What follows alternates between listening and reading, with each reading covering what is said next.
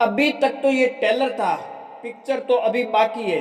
ये मैं अभी क्यों कह रहा हूँ, ये मैं नहीं कह रहा हूँ, सत्ता पक्ष के नेताजी कह रहे हैं हाल के दिनों के अंदर इंटरव्यू के अंदर। ये बात हो रही है रविंद्र सिंह भाटी की। लोकसभा चुनाव 2024 की बात चल रही थी, उसमें एक नेताजी से मीडिया के द्वारा पूछा गया कि रविंद्र सिंह भाटी को लेकर आपकी क्या राय है, क्या बीजेपी क्या देख रही है। तो नेताजी ने साफ साफ कहा बीजेपी को 2024 के अंदर बाड़मेर जैसलमेर से टेलर दिखाया, पिक्चर तो अभी बाकी है आगे और आने वाले टाइम के अंदर। ये बीजेपी की गलती की वजह से बाड़मेर की लोकसभा सीट बीजेपी हारी है, वरना के सीट हम नहीं हारते थे। टाइम रहते अगर रविंद्र सिंह भाटी को अपने पाले में लाते तो बीजेपी को जो ये बाड़मेर की स्थिति है वो ऐसी स्थिति नहीं होती। आने वाले टाइम में भाटी एक युवा नेता के तौर पर, राजस्थान के नेता के तौर पर उभरता हुआ दिखाई दे रहा है। ये मैं भी नहीं कह रहा हूँ, ये भी बीजेपी के नेता सत्ता पक्ष के नेताजी कह रहे हैं। अब देखिए ये कोई दो राय नहीं है, कई भविष्यवाणी भी हुई है, जिसके अंदर के जोधपुर के एक जाने माने जो वास्तु शास्त्र के हैं उन्होंने एक भविष्यवाणी की थी लोकसभा चुनाव के अंदर। उन्होंने कहा था कि रविंद्र सिंह भाटी 2 नंबर पर रहने वाले हैं और 2 नंबर पर रहे, और आने वाले टाइम में वो एक राजस्थान के लीडर के तौर पे उभरेंगे, वो भी बीजेपी के अंदर। अब देखिए बीजेपी के नहीं लेने की वजह से बीजेपी को नुकसान हुआ है। 2023 का टिकट काटा, बीजेपी को नुकसान हुआ। 2024 के अंदर बीजेपी साथ नहीं पाई, बीजेपी को नुकसान हुआ। और बाड़मेर से अगर बात की जाए, नुकसान यहाँ हुआ कि बीजेपी के प्रत्यक्ष की जमानत जब्त होते हुए अपने आप में बचा पाई, ये सबसे बड़ी बात है।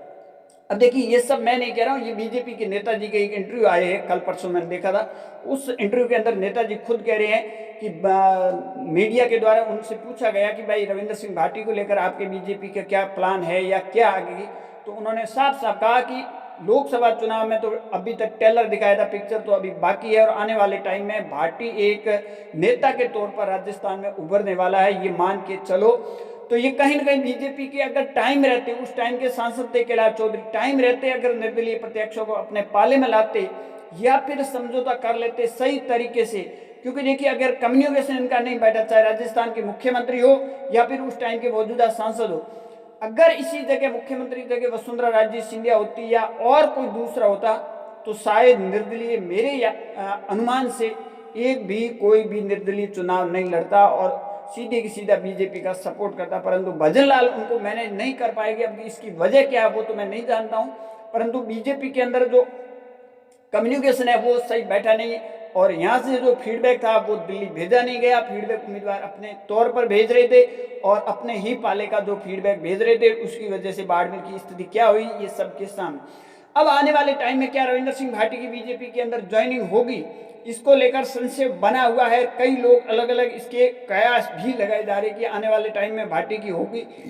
देखिए रविंद्र सिंह भाटी की बीजेपी के अंदर एंट्री होने के लिए सिर्फ 2 नेता की वजह से नहीं हो रही, बाकी कोई बीजेपी के अंदर रुकावट नहीं है, और इन 2 नेता की वजह से बीजेपी के अंदर ज्वाइनिंग नहीं है। उन नेता का नाम क्या है वो मैं आज तो नहीं बताऊंगा, कभी और आगे टाइम मिला या अगले कभी मैं आपको बता दूंगा कौन से नेता है, और उन्हीं नेता की वजह से ज्वाइनिंग नहीं हुई। ये भी मैं नहीं कह रहा हूँ, ये भी बीजेपी के कई लोगों ने कहा है, कार्यकर्ता ने भी बात कही है और कई नेता ने भी बात की है।